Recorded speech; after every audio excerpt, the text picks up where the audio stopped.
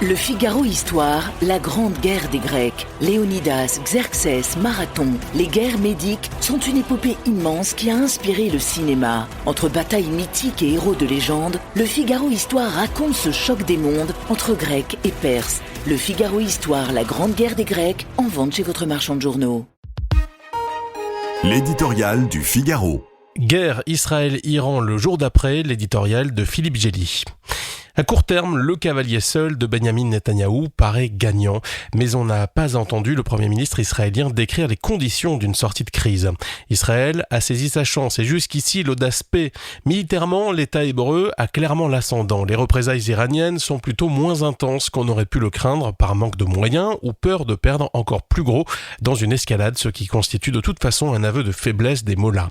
Ébranlée, la théocratie est aux abris en quête d'intermédiaires pour arrêter le carnage, n'ayant d'objectif plus impérieux que sa propre survie. L'Iran se trouve isolé, sans véritable allié. La Russie a d'autres chats à fouetter. Pour autant, il serait imprudent d'attendre sa reddition au bout de quelques jours ou quelques semaines de bombardements aériens. Le régime a lié son destin à sa course clandestine à la bombe atomique, dont personne dans le monde ne veut le voir doté. Israël va donc devoir encore monter en puissance. Ses buts de guerre très ambitieux l'imposent.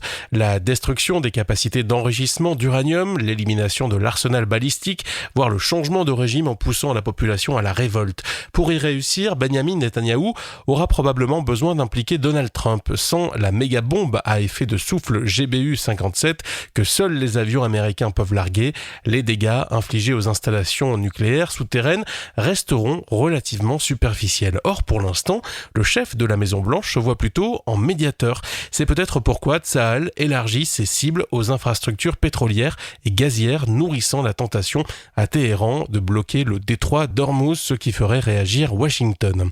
On touche là aux aléas du pari stratégique israélien. À court terme, le cavalier seul de Netanyahou paraît gagnant. Il agit au nom d'objectifs soutenus par la communauté internationale, même si la méthode est débattue, tandis que Gaza et l'État palestinien sont provisoirement jetés aux oubliettes. Mais on n'a pas entendu le Premier ministre israélien décrire les conditions d'une sortie de crise ou les contours du jour d'après. Pour éviter la fuite en avant, il vaut mieux entrer en guerre en sachant comment on compte en sortir. S'il est laissé seul face à l'Iran, l'État hébreu risque de n'affaiblir son ennemi que pour un temps.